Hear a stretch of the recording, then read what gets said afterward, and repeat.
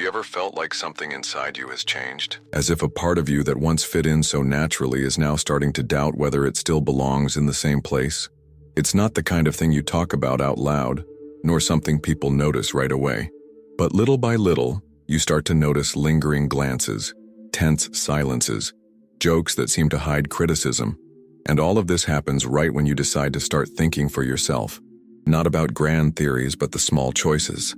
In the way you dress and what you eat and the subjects you used to avoid and now fascinate you. Suddenly, the same group of friends who always welcomed you now seem uncomfortable with your new perspective. The family that always encouraged you now asks you to not go overboard. And society, that faceless creature, starts to repay your newfound autonomy with distance. It's no coincidence. When you start rejecting the mold fights back. And it fights back hard. Because the mold was made to keep everyone leveled. And your breaking away, even if just a little, feels like a threat. But maybe no one told you that the discomfort of others is not the problem. It's actually the sign that you're waking up from the trance. A mind that begins to reject autopilot is like an atrophied muscle starting to move again.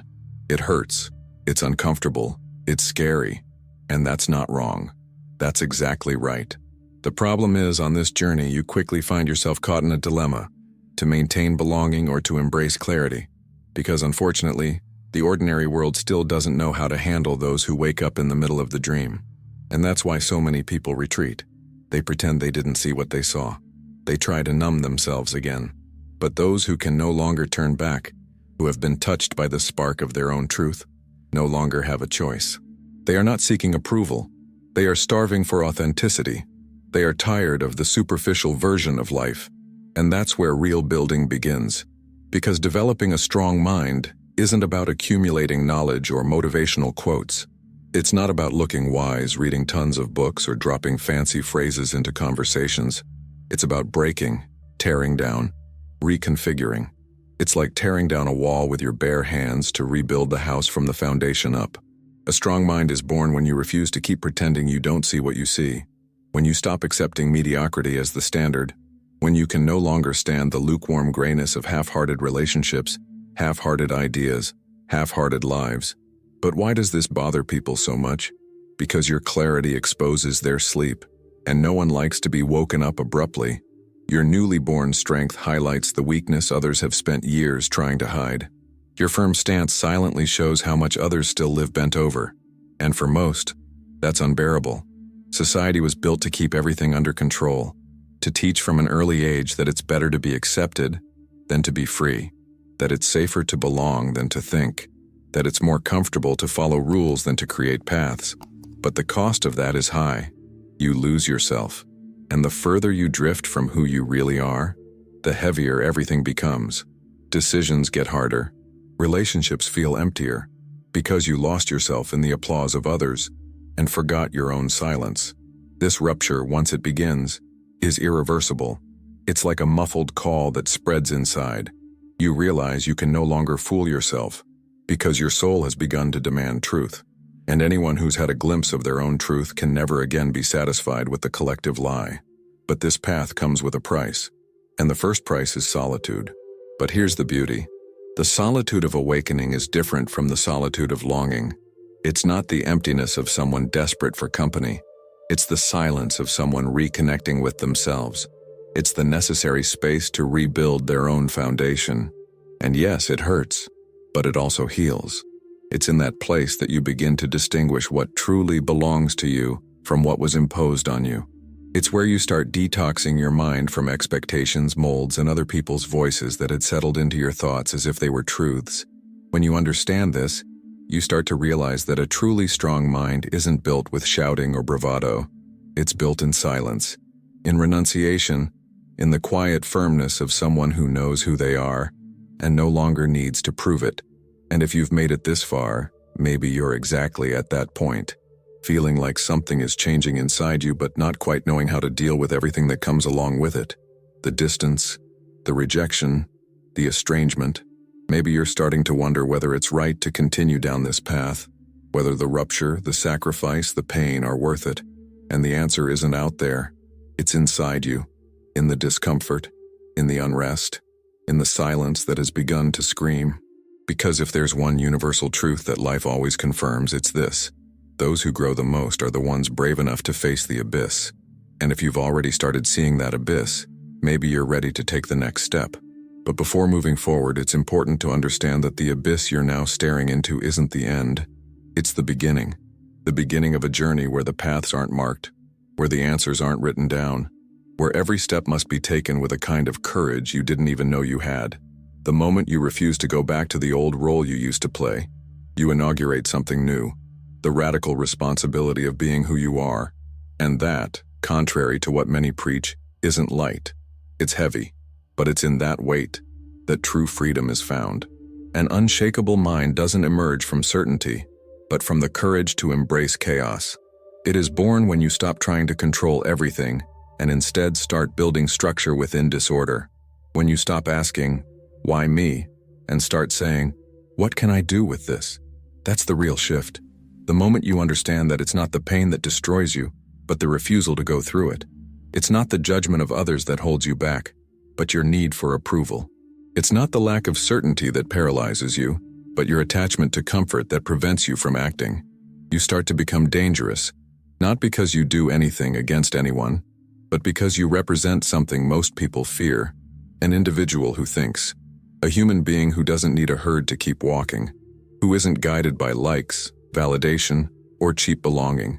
And that's when the social system, that invisible fabric tying everyone into the same hypnosis, begins to react.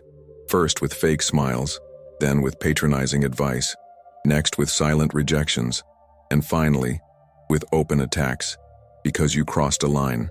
And those who cross that line awaken discomfort. It's like a mirror that doesn't soften, doesn't edit, doesn't flatter. It just reflects. But you're not being attacked out of malice. You're being attacked out of reflex, because your presence starts to expose the absence in others. And that's the real threat. It's not what you say, it's what you are. It's what you represent without even opening your mouth. It's the way you walk steadily, even surrounded by uncertainty. It's the way you hold your gaze, even if inside you're still trembling. It's the way you refuse to return to the role they expected of you. And that's why you become dangerous. But this danger is precious. It's proof that you're becoming someone who can no longer be molded. And there's no greater freedom than that. Being someone who no longer needs to fit the molds, who doesn't depend on others' permission to exist, who doesn't apologize for being awake while the world sleeps. This freedom isn't decorative, it's alive. And it transforms everything. Even the way you view failure, even the way you handle losses, even the way you interpret other people's silence. Because now you know, it's no longer about being accepted, it's about being whole. And being whole demands rupture. It demands the courage to disappoint, to unsettle, to be misunderstood. It demands accepting that some people will leave, that doors will close, that the world won't congratulate you. But in return, you gain yourself, you gain presence, you gain clarity, you gain depth. You start seeing beyond what you were taught to see. You start noticing how people sleep with their eyes open, how they live by rules they don't even remember the origins of, how they've drifted so far from their own essence that they now despise those who still have it. And at this point you have to decide, will you keep trying to fit in, or will you expand until you overflow? Will you keep smiling out of obligation, or will you choose the firmness that doesn't apologize? Will you keep shrinking yourself just to avoid making others uncomfortable? Or will you accept that your light is meant for the strong, not for the comfortable? Because there is a beauty in being who you truly are. And that beauty won't be accepted by everyone, but it will be felt. It will be remembered. It will be respected. The presence of someone who has rebuilt themselves from the inside out unsettles others, even in silence. And that's why you don't need to rush. You don't need to convince anyone. You just need to keep being. And that simple act of being is already a revolution. By the way, if you've made it this far, it's not by accident. It's because something inside you is already changing. You've already understood that this video isn't about philosophical theories, but about a real practice of inner rebirth. And if you felt connected to this message in any way, if you felt that urgent desire to change everything, then seize this moment. You've reached a point where you can no longer ignore it. A point where you close one chapter and open a new one. The point where you realize that all this transformation isn't about becoming invulnerable. It's about becoming non-negotiable. The difference is subtle but definitive. Invulnerability is armor. Non-negotiability is a root. Armor hardens, isolates, protects. Roots sustain, nourish, connect. Being non-negotiable means not selling your peace for acceptance. It means not trading your freedom for comfort. It means not silencing your voice just to keep a seat at the table. You already understand this, and now it's time to honor it. But know this path has no finish line. It doesn't offer trophies. There won't be a day when everything feels ready, because a mind built this way never stops building itself. It's in constant unfolding, in permanent refinement, because it knows that each new layer brings a new challenge, and that every inner victory reveals a blind spot that was previously invisible. Real evolution isn't linear, it's spiral. It brings you back to the same places, but with a different vision, with more depth, with more integrity, with more courage. And in this spiral, solitude continues to be presence, not absence. It continues to be an altar, not a punishment. Because only those who have learned to walk alone can truly choose who is worth walking alongside. Only those who have held silence can truly honor words. Only those who have faced their own monsters are capable of respecting the monsters of others. A mind strengthened by pain doesn't judge the pain of others. It welcomes it. It recognizes it. It understands without needing to agree. It listens without needing to correct. Because it's no longer in a hurry to be right. It only feels the urgency to live truthfully. This is the mind the world fears. Not because it's violent, but because it's free. And nothing is more threatening to a system built on fear than someone who doesn't bow. Someone who doesn't sell themselves. Who doesn't fake it. Who doesn't take part in the collective theater of mediocrity disguised as balance. You're not here to be balanced. You're here to be whole. And being whole demands that you embrace the parts of yourself you were taught to hide. That you reclaim the truths you silence just to fit in. That you look into the mirror and no longer look away. You will be called many things because of this. Arrogant, cold, proud, difficult. But deep down, you will know that these labels say nothing about you. They say everything about the fear you trigger in others. They reveal the lack of honest mirror.